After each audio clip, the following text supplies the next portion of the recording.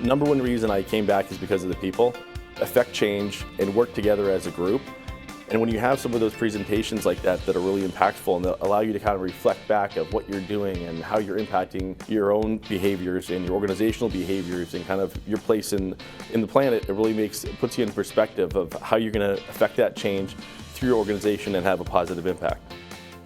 You know, what are people going through? What are they learning about? I think that's the coolest part about the BRM network. You get to meet people you would have never met. It's a really eye-opening perspective to see how other organizations are applying the BRM tools and fundamentals. Relationships are at the heart of what we're harvesting as our business value. It's all about relationships. So what we do today and the relationships we build is going to really give us those results for our future.